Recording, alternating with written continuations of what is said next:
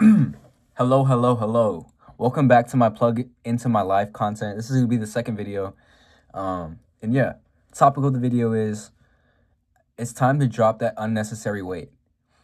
What I mean by this is it's time to just stop carrying that baggage from 3 years ago, 4 years ago, childhood, like any unnecessary shame, guilt, or what other people have done to you, wrongs, doing, pain. Like I think it's honestly time to get rid of that pain. So, you know, let's just dive into it, honestly. I've experienced this firsthand, whether again it's just people wronging me, I'm the person wronging people, and just like childhood, like I'm like, why did this guy in the big sky, wrong me as well? I used to be like, man, everything's against me, right? But you just honestly just have to have the pride, like killing moment of realizing, like, again, it's not worth how much I feel.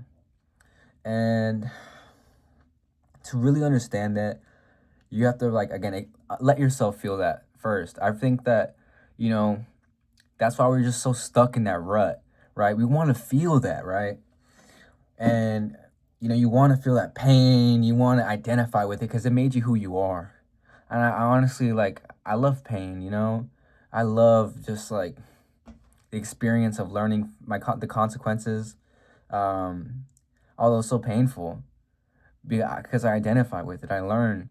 And I think that, again, when people wrong you, or again, you blame the big sky, if you know what I'm talking about, like, you identify with it, and you carry that weight for the rest of your life, because this is who you are. Like I have a chip on my shoulder. Like I love that I have a chip on my shoulder. I still carry that. But for real, there's moments where I just gotta let my guard down and just, like, there's no reason to, for real. And again, you have to get there by feeling it first. You have to understand that, like, again, like, I feel these emotions. Like, it's okay. Like, you got to give yourself that grace. You got to, like, take a step back and be like, assure yourself. I feel like it's very hard for some people to do. Like, it took me a long time to even get to this moment where I can even say that confidently.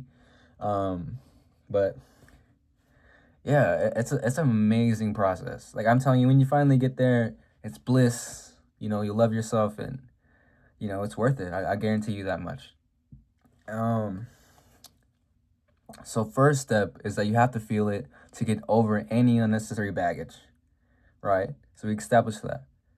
Now, the second step is, again, just to understand that, like, that pride killing moment. I'm sorry I skipped over that first step. The second step is allow the pride killing moment to, like, set in. And yeah, you felt it. We're already past the first step. You felt it. And now you just gotta be optimistic and come to terms. Honestly, I think the best thing is to have no expectations and come to terms with it. I think, honestly, when you identify with the outcome, you squander your effort. I think that, honestly, like, when you think about the result, your effort is lost. It's not pure, it's performative, it's not expressive.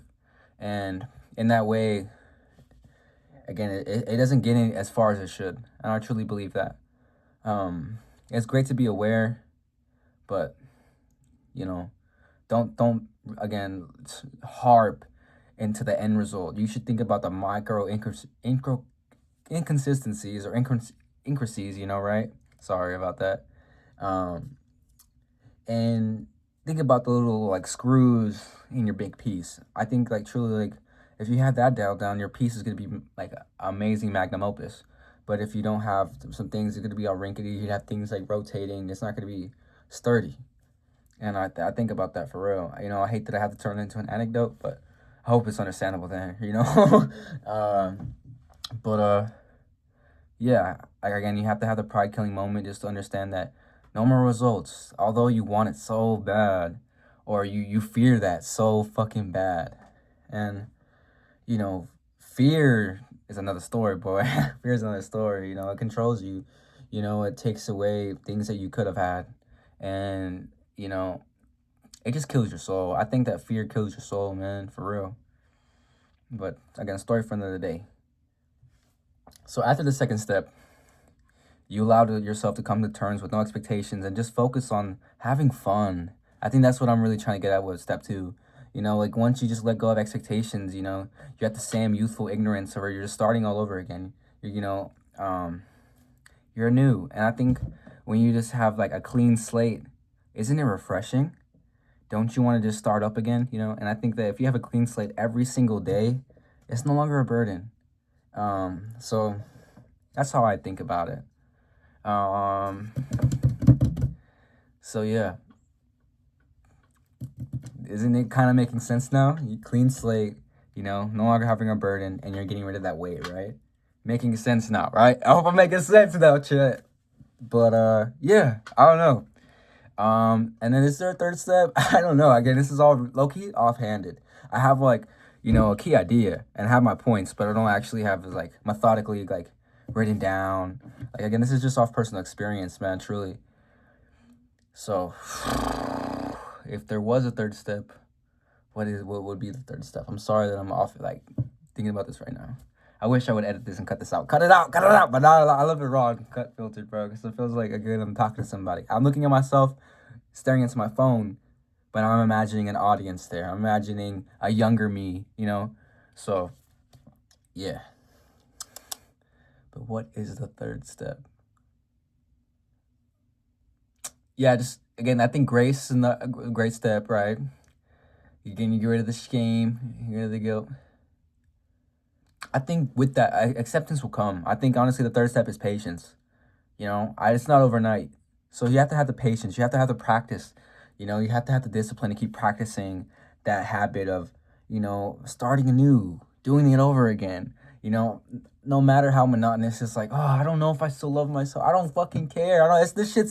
It's propaganda. It doesn't work. It's stupid. It just feels like a placebo. It's gonna feel like that. I'm gonna tell you from firsthand experience. It's gonna feel like that.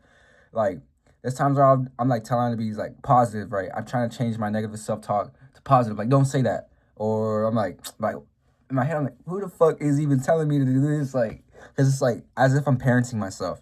It's like, wow, what? But like, honestly, you want to guide yourself. You want to set yourself on the right path. So, you know, you should do that. But patience. I think the third step is patience. I'm so sorry I had to like stare and, you know, like roll my eyes and fucking look into my head. But truly, like, you know, this is something that's even like new to me, you know? So yeah, but honestly, this might just be the end of my video because I'm gonna keep rambling. But again, shout out to anyone who's ever watched this, or like if you don't, or like you just subscribe, or like, you know, you just in the ether. And I hope that this idea pops into your head. I hope that over time you have the same ideas and we can one day talk about it. But I don't know, this is just me being myself. And yeah, yo, subscribe to the channel, like and comment, share with your mama, you know, share with your friends if this was really helpful and you think it could help them. Because truly, like, when I look into this camera again, like I said earlier, I think about a younger self, and I'm really just trying to help someone, you know, prevent like regret and all types of shit. But I love y'all. Peace out, bro. It's your boy. Plug into my life. I'm plugged. MMA plugged. If you don't know that, but always check it out.